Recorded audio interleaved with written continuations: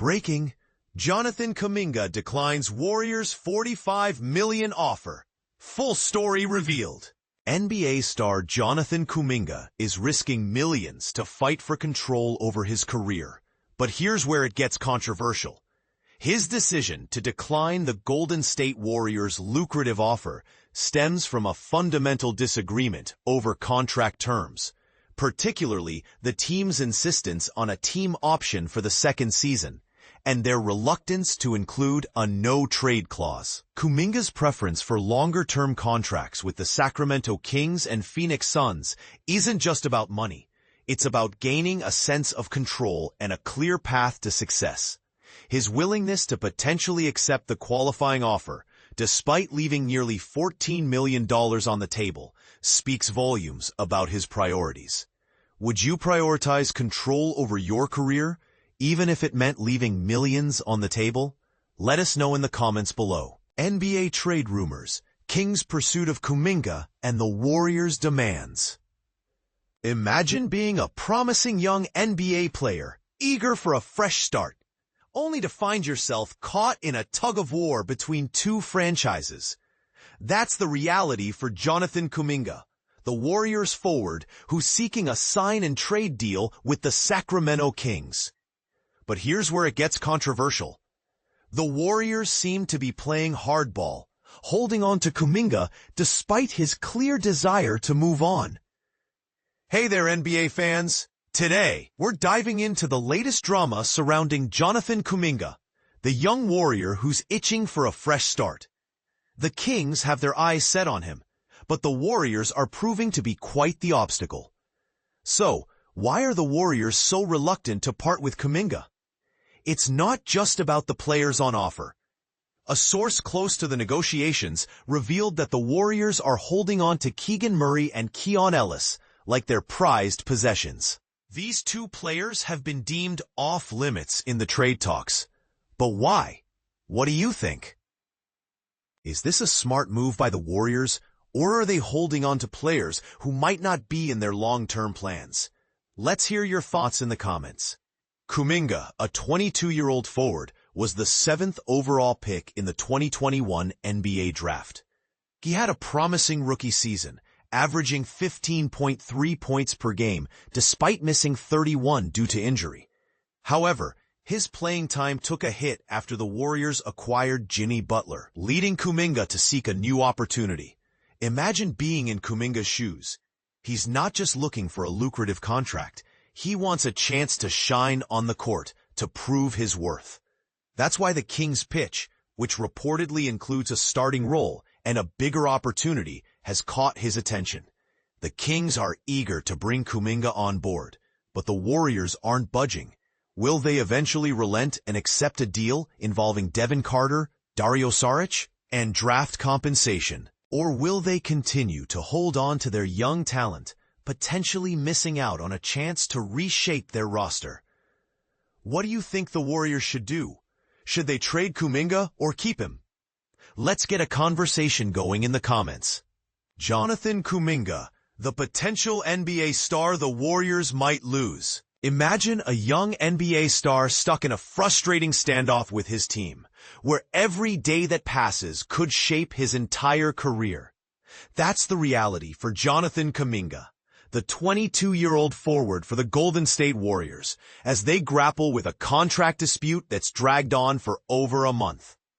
As a restricted free agent, Kuminga can talk to other teams and receive offers, but the Warriors have the power to match any deal, creating this tense deadlock. To get a clearer picture, I reached out to 4 NBA insiders, not connected to Golden State, to hear their unfiltered thoughts on what Kuminga brings to the table. These folks include 2 veteran scouts, a former player now working as an analyst, and an ex-player who's climbed the ranks to become a front office executive. They all shared their insights anonymously, giving us a candid look at how the league views this rising talent. But let's dive into the heart of the matter. What do these NBA voices really think of Kuminga's value? Scout number 1 pointed out that teams like the Chicago Bulls and plenty of others are keeping a close eye on him. The challenge, though, is that everyone's still trying to decipher what makes him tick. It's like piecing together a puzzle. Kuminga's got raw skills, but his game isn't fully predictable yet. This uncertainty is common with young players who burst onto the scene, but it can make teams hesitant to commit big money without seeing more consistency. The analyst echoed this interest, mentioning that the Sacramento Kings and Bulls are among those circling. He believes Kuminga could be a game-changer for certain teams, even if he doesn't know the personal side of him, like his basketball smarts or mindset. From an outside perspective, the Warriors seem to have a real find here, but he couldn't help wondering aloud about the dysfunction in Golden State that's keeping Kuminga sidelined. And this is the part most people miss. Why isn't a player with this much potential getting more run? It raises questions about team dynamics and how egos or strategies might be holding back development.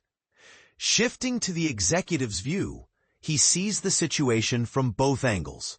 Kuminga's push for a solid contract and the Warriors' reluctance. Kuminga isn't gunning for top-tier pay like the highest-paid stars, who might command over $30 million a year. He's aiming for that second-tier money. Maybe the Warriors are offering something closer to third tier, and a lot of that stems from their unique style of play, which doesn't always mesh with every player's strengths. But here's where it gets controversial. If Kuminga landed on a more modern team that's all about speed and space, he could become a nightmare for opponents. He's already shown glimpses of that disruptive energy, but in Golden State's system, it hasn't fully clicked yet. Scout number 2 added another layer, noting that Kuminga believes he can be more than just a supporting player. He sees himself as a lead option. And honestly, it's hard not to agree when you look at his athleticism and potential. If he joined a younger team or one in rebuild mode, where he gets steady minutes and the freedom to learn from errors, he might rise to all-star status. Think about it. Some players thrive when they're given the keys early on, like how Shai Gilgeous-Alexander blossomed in Oklahoma City with room to grow. Now, at just 22, everyone acknowledges Kuminga's flaws. But how worried should we be? And can he fix them? Scout number 1 broke it down simply. It's not about taking reckless shots, but those careless decisions that add up during a game. If he could have those mistakes, say from 4 per night to 2, teams would be lining up to sign him. But consistency is key, and so far, it hasn't been his strong suit. This is a common hurdle for young athletes. For beginners, imagine it like a student learning a new skill. Practice helps. But real improvement comes with experience and focus. The executive put it in perspective. Mistakes are part of the game, but the real issue is if they're repetitive and erode trust. The Warriors might be asking themselves if Kuminga's talents outweigh his inconsistencies. Are they seeing a player who can be relied on in clutch moments, or one who might cost them games? It's a tough call, and it varies by team philosophy. Turning to how Kuminga has grown with the Warriors, Scout number 1 called it an ideal setup with mentors like Stephen Curry and Coach Steve Kerr. Curry's leadership and Kerr's guidance are top-notch, but if even they can't unlock his full potential, it makes you wonder how other teams would fare. Contrast that with a coach like Tom Thibodeau, known for his strict approach. Kuminga might not last long there, but this highlights a controversial point. Is the Warriors' championship focus stifling his development, or is it the best place for him to learn? The executive noted that joining a title-contending team like Golden State means less room for trial and error. When you're in the freezer, as he put it, meaning benched or underutilized, it's tough to experiment and improve. On the flip side, Kuminga has flashed brilliance, like dropping big points in the playoffs, which shows what he can do when given a chance. Ideally, being a secondary option lets him shine without the pressure of being the main attraction. Scout Num 2 emphasized that with the Warriors' veteran dominance over the last decade, it's been tough for draft picks like Kuminga to get meaningful minutes. Compare that to teams like the Oklahoma City Thunder or Orlando Magic, where young players get heavy rotation and grow faster. Development in the NBA isn't just about drills or film study. It's about game reps. and Kuminga stands out as the team's most athletic player. A unique asset that could be underused in their system. Could he be the answer to Golden State's offensive struggles when Curry's off the court? The executive thinks so, especially if Kuminga embraces a bench role during those non-Steph minutes. He'd be a scoring machine against less stout defenders, using his versatile skills to rack up points. But scout number 2 raised a counterpoint. If he's coming off the bench, does he deserve the high salary he's seeking? That's all-star money, and he'd need to perform at that level consistently. The analyst agreed, suggesting Kerr should make it clear that Kuminga is the go-to guy when Curry sits, turning him into a consistent scorer like Naz Reid has been for the Timberwolves. And this is where opinions diverge. Some see him as a perfect fit for those gaps, while others worry about the cost versus output. Looking ahead, what's Kuminga's upside?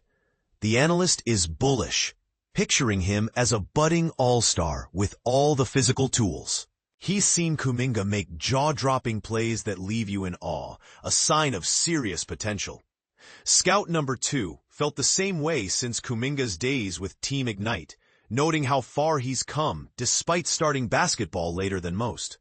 But it all boils down to opportunity and environment. On a team that nurtures young talent, he could thrive, but on a vet-heavy squad, it's an uphill battle. Scout number 1 is optimistic too, believing Kuminga could reach all-star status. But he hasn't shown the growth everyone hoped for in key areas. Is he just teasing with his talent, or can he turn it into something sustainable? He compared Kuminga to players like Tyler Kolek, who might lack speed but make up for it with smarts, while Kuminga is the opposite, fast and athletic, but sometimes slow to read the game. It's not about intelligence, but about processing the action in real time, which can be coached but takes experience. The executive sees Kuminga as a solid number 3 option on a contender, with flashes of being a high scorer, but not necessarily a foundational piece for a championship run. But here's where it gets controversial. Can he actually hit his peak with the Warriors? The analyst doubts it, suggesting a team like the Portland Trail Blazers with their spread-out offense would suit him better. Give him the ball and let him create, and he could dominate. Scout number 2 agrees that with Curry and Draymond Green still calling the shots, Kuminga's style might never fully emerge in Golden State's unchanging system. The executive adds that it's understandable why Kuminga wants out after tasting success, like his big playoff performances. Does he stay and adapt, or seek a place where he's the star? In the end, Kuminga's story is full of what-ifs that could spark heated debates. Do you think he's better off chasing a fresh start? Or should the Warriors double down on developing him? Is his potential worth the risk? Or are his flaws too glaring? Share your take in the comments. Let's hear if you agree with these insiders or have a different view on where Kuminga fits in the NBA landscape.